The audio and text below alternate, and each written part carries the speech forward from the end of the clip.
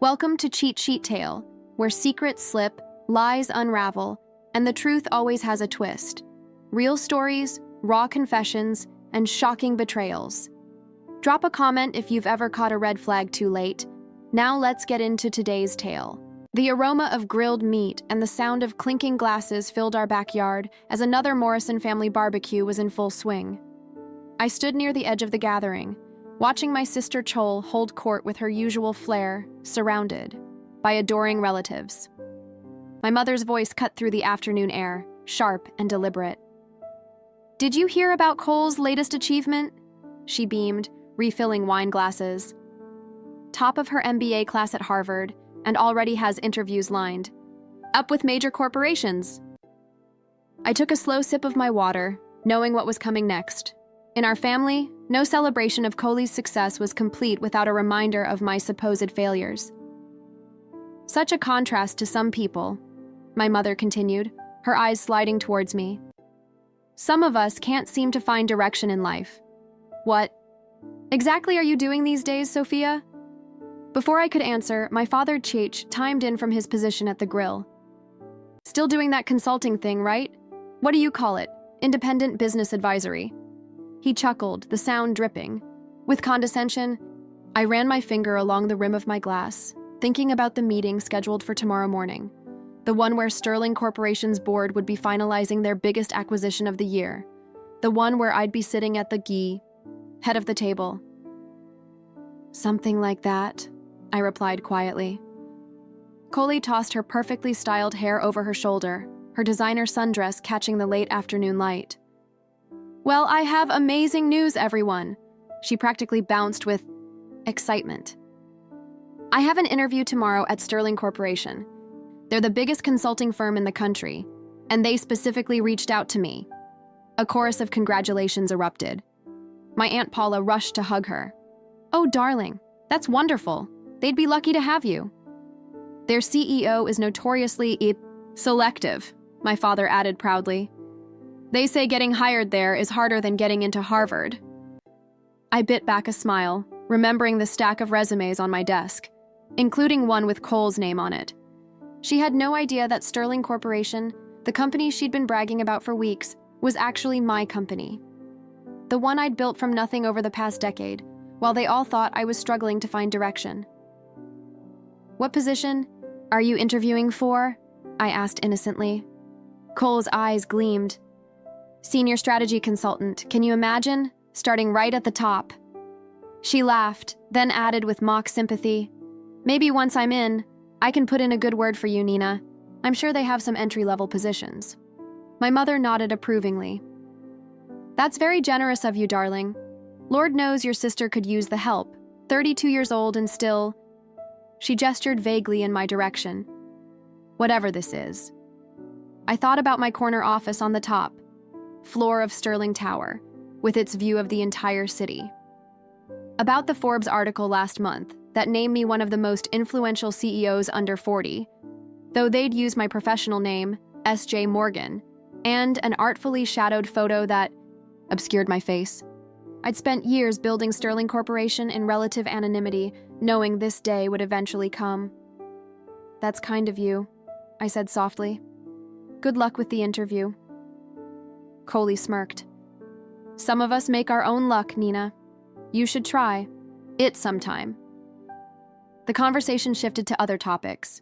My cousin's new car, my uncle's golf game, more of Cole's accomplishments. I stayed quiet, letting their words wash over me like background noise. Tomorrow would change everything, and I wanted to remember every detail of this last family gathering, where they still saw me as the failure. As the sun began to set, casting long shadows across the lawn, Choli gathered everyone's attention. "One more time." "I should head home early," she announced. "Need to be fresh for tomorrow." Sterling's CEO is apparently going to be at the interview personally. "The mysterious S.J. Morgan?" my father asked, impressed. "Nobody even knows what they look like." "Well, they'll love me," Chol declared confidently. "By this time tomorrow, I'll be part of Sterling's executive team. Maybe then you'll finally have something to be proud of, right, Mom?" My mother wiped away a fake tear. "We're already so proud, sweetheart. At least one of our daughters turned out right. I checked my watch. 14 hours until Cole's interview. 14 hours until everything they thought they knew about me would crumble. I gathered my things, making quiet excuses about needing to prepare for an early meeting. "Oh yes, your little consulting work," my mother waved dismissively. "Don't forget to send us your share of Dad's birthday gift money. Chole's already covered most of it, as usual." I nodded, not bothering to mention that the little consulting work had made me a millionaire before I turned 30. Let them think what they wanted. Tomorrow would reveal everything. As I walked to my car, the modest sedan I drove to family functions rather than my usual Mercedes, I heard Chole's voice carrying across the yard. "What a waste. Can't even get a real job." I smiled to myself, thinking about the Sterling Corporation nameplate on my desk that read, S.J. Morgan, Chief Executive Officer. Tomorrow, Cole would learn exactly what a real job looked like, and why she would never have one at my company. The next morning, I sat in my private office at Sterling Tower, watching the sun rise over the city skyline. I'd arrived early, as usual, though today felt different. The Armani suit I normally wore to work felt like armor. My heels clicked with purpose across the marble floors as I reviewed the day's schedule with my executive assistant, Derek. "Your sister's interview is set for 9 a.m., he said, sliding a folder across my desk. "She's already in the lobby, 20 minutes early. Marketing team says she's been posting on LinkedIn about her upcoming executive position at Sterling." I raised an eyebrow. "Confident, isn't she?" Derek smirked. "She's been telling the reception staff about how she'll be renovating this floor once she's in charge." "Has she now?" I opened the folder, reviewing Chole's resume. It was impressive, on paper. Harvard MBA, internships at prestigious firms, glowing recommendations, but I'd done my research. Those internships were arranged through family connections. The recommendations, from my father's golf buddies. "The board members are curious why you're handling a routine interview personally," Derek added. "Let's call it quality control." I stood up, straightening my jacket. "How many interviews did you schedule before mine?" 3, all with senior partners who've been briefed. They'll be appropriately critical.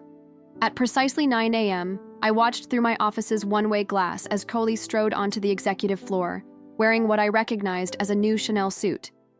Her confidence was palpable, bordering on arrogance, as she shook hands with the first interviewer.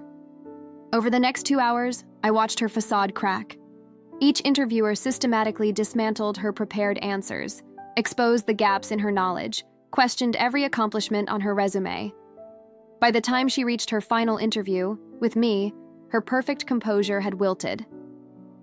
"Send her in," I told Derek. Cole entered my office, her eyes widening at the spectacular view, the elegant furnishings, the clear symbols of power and success she'd always craved. She couldn't see me yet. My high-backed chair was turned toward the windows. "Please take a seat, Miss Morrison," I said, keeping my voice professionally neutral. She sat down, smoothing her skirt nervously. "Thank you for taking the time to meet with me, Mr. Morgan. I know how valuable your time is." I slowly turned my chair around.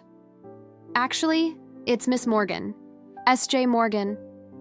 The color drained from Chole's face as recognition dawned. "Nina? Hello, Chole." I smiled, pleasantly surprised to see your unemployable sister running the company you so desperately want to work for. She opened and closed her mouth several times, her carefully practiced interview responses forgotten. But this is impossible. You're just a small-time consultant." "Am I?" I gestured to the wall of awards behind me. The magazine covers featuring Sterling Corporation's meteoric rise. "I built this company from the ground up, while you and our parents were busy mocking my career choices. Every time you bragged about your MBA, I was closing million-dollar deals. Every time Mom called me a disappointment, I was being named one of the most influential CEOs in the country." You tricked us," her voice rose shrilly. "No, Cole, you tricked yourselves. You were all so convinced of my failure that you never bothered to look past your own assumptions." I pulled out my phone, showing her my banking app. "That birthday gift money Mom mentioned yesterday? I just transferred my share. It's more than you make in a year, but to me, it's a rounding error. Tears of frustration welled in her eyes. So what now? You're going to humiliate me? Tell everyone? I don't need to tell anyone anything. Your interview performance today speaks for itself. Speaks for itself. 3 of our senior partners have independently recommended against hiring you. Too arrogant, too unprepared, too entitled. You set me up. I gave you exactly what you wanted, an interview with Sterling Co. It's not my fault you weren't qualified. I stood up, signaling that our meeting was over. I suggest you find another company to work for, Choli, and perhaps develop some actual skills beyond networking at Dad's golf club. She stood up shakily, her designer suit now seeming like a child's costume. Does Mom know? Dad? They will. Soon enough.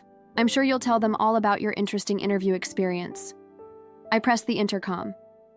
Derek, please escort Ms. Morrison out and cancel my dinner plans with the family tonight. I have a board meeting that requires my attention. As Choli was let out, I heard her burst into tears in the hallway. Within an hour, my phone was flooded with messages from family members. Mom's came first. What is this cruel joke? Cole is devastated. Then Dad. How dare you embarrass your sister like this? We raised you better. I responded to their group chat with a single message. You raised me to be successful. Congratulations, you succeeded. Perhaps now you'll understand what real achievement looks like. Then I turned off my phone and focused on running my billion-dollar company. Let them process this new reality on their own time. I had actual work to do. Over the next few weeks, the family dynamic shifted dramatically. Gone were the condescending comments about my career, replaced by awkward silences and sideways glances. Cole took a mid-level position at a smaller firm, her dreams of executive status shattered. My parents stopped hosting family BBQs, but the most satisfying moment came 3 months later when Forbes published a full profile on me, complete with a cover photo that showed exactly who S.J. Morgan was. I had copies delivered to every member of my family. The article's title? The Silent Success: How One Woman Built a Business Empire, while her family thought she was failing. Sometimes success doesn't need to be announced. Sometimes it's better to let it speak for itself, preferably from the CEO's chair of a billion-dollar company.